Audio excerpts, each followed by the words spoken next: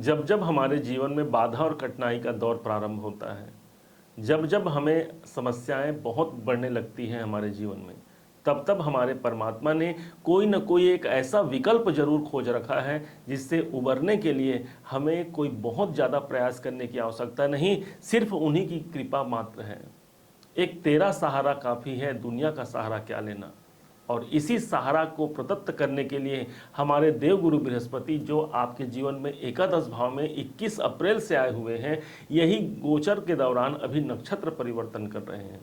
नक्षत्र परिवर्तन के दौरान ये अपने अश्वनी नक्षत्र को, जो कि केतु का नक्षत्र था, इसे छोड़ करके अब शुक्राचार्य के नक्षत्र भरणी नक्षत्र में प्रवेश कर रहे हैं। क्या होगा इसका प्रभाव? एक तरफ तो आपको भूलना नहीं है, मिथुन राशि से ठीक एकादश भाव पर देवगुरु बृहस्पति आए हुए हैं।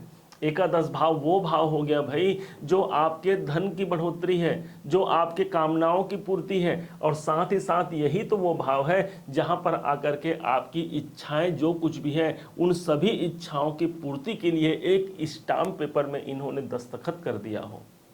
ध्यान से समझिएगा, एक एक पॉइंट को समझिएगा। ऐसी मान्यता है कि देवगुरु बृहस्पति जिसके नक्षत्र पर होते हैं उस नक्षत्र के अधीन होकर के फल देते हैं। जहां पर ग्रह बैठते हैं उस भाव को आप पेड़ मानिए, और जहां पर जिस नक्षत्र पे होते हैं और नक्षत्र के जो राशियां होती हैं वो उस नक्षत्र का प्रतिफल हो गया। पेड़ कौन हो गए? पेड़ हो गए हैं गुरु, जिसके नक्षत्र पे हो गए हैं शुक्राचार्य, शुक्रदेव, वो हो गए हैं फल। तो पेड़ कैसा दिखता है पहले समझिए। पेड़ दिखता है कि आपकी कामनाओं की पूर्ति होगी, लाभ की वृद्धि होगी। अब इनकी दृष्टि की बात करते हैं तो 1 2 3 4 5 इनकी दृष्टि कहां पर पड़ रही है? इनकी दृष्टि पड़ रही है 1 2 3 4 5 आपके तीसरे घर पर। तीसरा भाव का हैगा आपके साहस में बढ़ोतरी का, आपके पराक्रम में बढ़ोतरी का। यहीं पर से गुरुदेव एक दृष्टि दे रहे हैं, 7वीं दृष्टि दे रहे हैं आपके पंचम भाव पर। पंचम भाव आपकी बुद्धिमत्ता का, ज्ञान का, इन सब इतने इंपॉर्टेंट भाव पर गुरु की दृष्टि पड़ना कितनी शुभता होगी। 21 अप्रैल से आए हुए हैं। अब इसके बाद समझिएगा 7 8 9 और 9वीं दृष्टि इनकी पड़ रही है आपके सप्तम भाव पर, आपके कैरियर पर, आपके बिजनेस पर। भाई गुरु की दृष्टि है, गुरु का प्रभाव तो बहुत अच्छा मिलना चाहिए, परंतु हमें पूर्ण रूप से इसका प्रभाव क्यों नहीं मिल पा रहा है? कारण आप समझिएगा, कारण ये है कि अभी तक ये केतु के नक्षत्र पे थे, और केतु और गुरु दोनों का कॉम्बिनेशन बहुत अच्छा नहीं होता। दोनों जब आपस में संग में युति कर लें तो चांडाल नाम का एक योग बन जाता है, और यही योग हमारे जीवन में परिभाषित अभी होने को आपको देखने को मिल रही थी। अब जब ये शुक्राचार्य के नक्षत्र पे जाएंगे तब क्या फल देंगे? शुक्र तो स्वयं जिस नक्षत्र पे है, भरणी नक्षत्र, ये स्वयं एक धारक है। धारण करने की क्षमता जिसके अंदर है वही भरणी नक्षत्र है। आपकी कुंडली में आपके राशि के अनुसार किस भाव के मालिक बनते हैं? तो शुक्र की 2 राशियां हैं। एक तो हो गई जहां पर 2 लिखा है ये भाव, और एक जहां पर 7 लिखा है ये भाव। तो मतलब कोई ग्रह, ज्योतिष की एक मान्यता है कि कोई ग्रह अपने जिस नक्षत्र पे होता है उसका फल सर्वाधिक रूप से प्रदान करता है। इस हिसाब से गुरु तो आपके भाग्य, आपके इनकम हाउस पे है, तो इनकम आपका पेड़ हो गया, और फल कहां से मिलेगा? आपको द्वादश भाव के फल मिलेंगे, और आपको आपके पंचम भाव के फल मिलेंगे। कौन से फल मिलेंगे? ध्यान से समझिएगा। द्वादश भाव वो भाव हो गया जो भाव आपका निवेश है, आपका इन्वेस्टमेंट है। जरूरी नहीं कि आप धन का ही इन्वेस्टमेंट करें। यदि आपके पास धन है, आपके पास संपत्ति है, तो उसका निवेश कीजिए, क्योंकि द्वादश भाव यहाँ पर एक्टिवेशन में आ रहा है गुरु के द्वारा। गुरु स्वयं भाग्य के कारक माने गए हैं ज्योतिष में। तो एक भाग्य की स्थिति, भाग्य की विडंबना, और साथ में ये नहीं भूलना है कि शुक्र कौन है? तो शुक्र तो धन के कारक माने गए हैं। कारक ही है, किसी भाव के भी मालिक हों वो कारक ही माने गए हैं धन के। तो इसलिए यदि आपके पास पैसे हैं तो अपने धन को निवेशित कीजिए। इस निवेश करने की स्थिति के कारण हो सकता है आपके आर्थिक मामले सुलझ जाए और आपको आर्थिक ग्रोथ यहाँ पर देखने को मिल जाए। यही वो भाव है जहां पर जुड़ करके आप आध्यात्म को प्राप्त करते हैं। भाई गुरु जिसके नक्षत्र में है शुक्राचार्य, ध्यान से समझिए, गुरु जिसके नक्षत्र में है शुक्राचार्य के, शुक्राचार्य भी गुरु हैं, दैत्य गुरु हैं, और देवगुरु बृहस्पति भी गुरु हैं, देव गुरु हैं। तो 2 गुरुओं का समावेश कैसे आपके जीवन में परिवर्तन नहीं करेगा?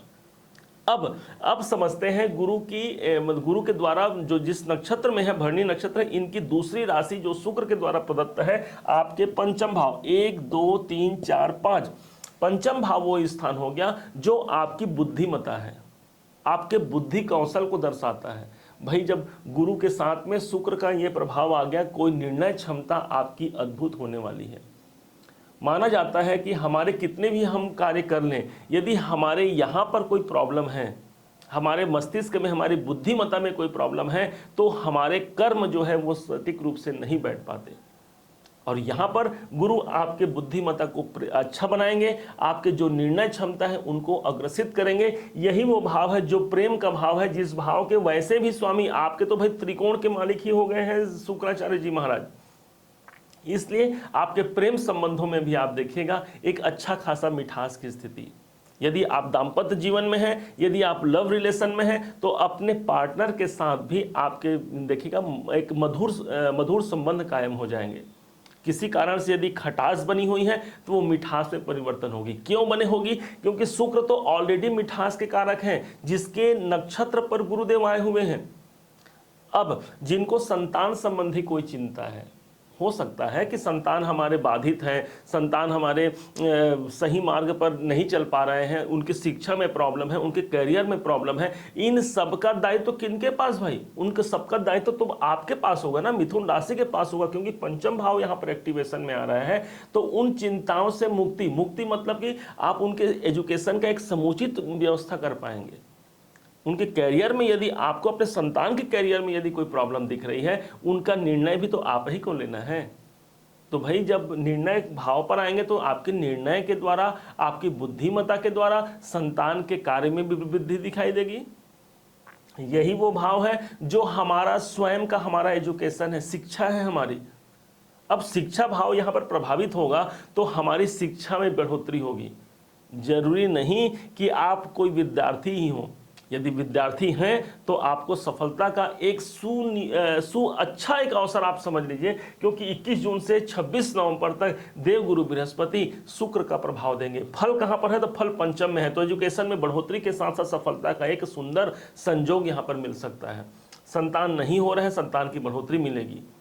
अब भाई मैं कैसे एजुकेशन हूँ, मैं कैसे स्कूल जाऊँ? हो सकता है कि मैं नौकरी करता हूं, व्यापार करता हूं, या फिर किसी प्रोफेशन के कार्य में हूं, तो मुझे शिक्षा की क्या आवश्यकता है? ऐसा बात उठ सकता है। परंतु ध्यान रखिए, पंचम भाव जब एक्टिवेशन में आता है तो वो सब शिक्षाएं आप प्राप्त करेंगी या करेंगे जो आपने अब तक सोचा था। भाई हम अपने कार्य क्षेत्र में हैं, अपने कार्य में हर किसी को कुछ न कुछ अपने ज्ञान की वृद्धि करनी होती है।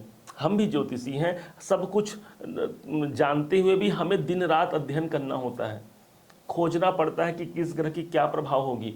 तो मतलब इसका मतलब कि एजुकेशन तो आगे बढ़ाना है, और शिक्षा का अंत नहीं है, और ज्ञान का भी कोई अंत नहीं है। इसलिए अपने ज्ञान को बढ़ाइए। आप नौकरी में हैं, व्यापार में हैं, किसी भी कार्य क्षेत्र से जुड़े हुए हैं, उसमें स्किल, अपने टैलेंट को बढ़ाइए, अपने ज्ञान को बढ़ाइए। निश्चय मानिए यहीं से आपका फल मिलना प्रारंभ होगा। फल आपका ये है तो पेड़ आपका एकादश भाव है। एकादश भाव आपकी इच्छाओं की पूर्ति का, लाभ का। तो लाभ की प्राप्ति यहाँ पर गुरुदेव कैसे नहीं कराएंगे? अब पंचम भाव ही वो स्थान हो गया जो आपके शेयर मार्केट भी हैं, लॉटरी, सट्टा, ये सब भाव हम लोग यहीं से देखेंगे। तो जब पंचम भाव पर गुरु के प्रभाव पड़ेंगे शुक्राचार्य के माध्यम से, तो आपके निवेश शेयर मार्केट में यदि धन लगाने का सुंदर संजोग बनता है आपके जीवन में, तो आप लगा सकते हैं।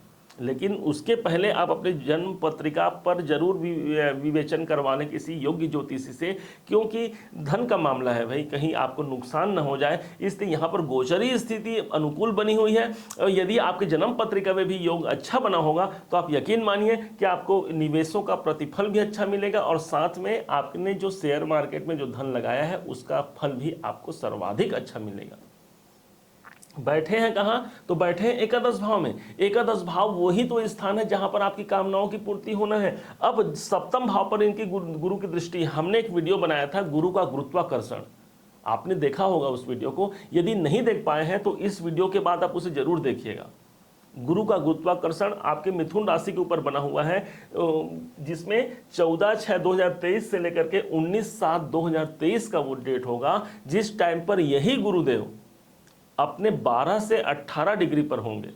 ज्योतिष शास्त्र की मान्यता है कि कोई ग्रह यदि अपने 12 से 18 डिग्री में है तो उसे युवावस्था माना गया है।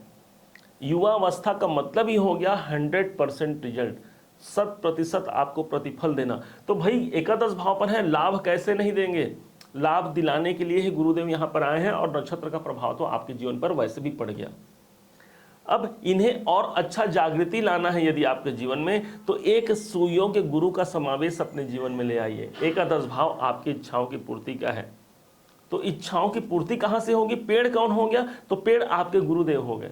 तो यदि आपने दीक्षा ले रखा है तो गुरु मंत्रों का जाप करते रहिए, वहाँ से आपको लाभ मिलेगा। और यदि आप दीक्षा नहीं ले पाए हैं, आज आप दीक्षित नहीं हैं, तो सारे जगत के एक ही गुरुदेव हैं, वो हैं भगवान भोलेनाथ। भोलेनाथ की कृपा लीजिए और इन गुरु को एक्टिवेशन में लाइए। आपके जीवन में परिवर्तन कैसे नहीं लाएंगे भाई? आपके राशि के स्वामी के मित्र हैं, आपके राशि के स्वामी बुद्ध हो गए हैं, और बुद्ध के मित्र ही हो गए हैं गुरुदेव। तो अब इन दोनों के कॉम्बिनेशन से, और साथ में शुक्राचार्य भी मिल गए, लीजिए, तो शुक्र, बुद्ध और गुरु तीनों का फल जिसके राशि पर है वो मंगल की राशि है। मंगल आपके लाभेश हैं, आपके जितने भी कामनाएं आपके मन में हैं उन सबको पूर्ण करने का दायित्व तो मंगल के पास है, और उसी के राशि पे ये गुरुदेव आए हुए हैं। शुक्रदेव ऑलरेडी धन के कारक हैं, और शुक्र आपके जीवन में योग कारक है, आपकी बढ़ोतरी है, प्रारब्ध भाव को एक्टिवेशन में ला रहे हैं। जो प्रारब्ध में आपने सोचा है और उन जो प्रारब्ध में आपने कर्म किया है, उन कर्मों का प्रतिफल यहाँ पर शुक्र के द्वारा गुरु देवता यहाँ पर प्रदान करेंगे। उम्मीद है कि आप सबने इसे समझा होगा, जाना होगा। आप इन्हें यदि इसे समझा है, जाना है, मेरे समझाने का प्रयास यदि आपको सार्थक लगा हो, तो हर बार की भांति इस बार भी अपना प्यार देना मत भूलिएगा। अपना प्यार भरा कमेंट और लाइक करना मत भूलिएगा। आपके लाइक ही तो है जिसके बदौलत हमें एक प्रेरणा मिलती है आगे कार्य करने की। और हाँ, यदि अभी तक आपने चैनल को सब्सक्राइब नहीं किया तो सब्सक्राइब भी कीजिएगा। पुनः एक बार फिर आप सभी का दिवस मंगलमय हो, इन्हीं शुभकामनाओं के साथ। जय श्री राम।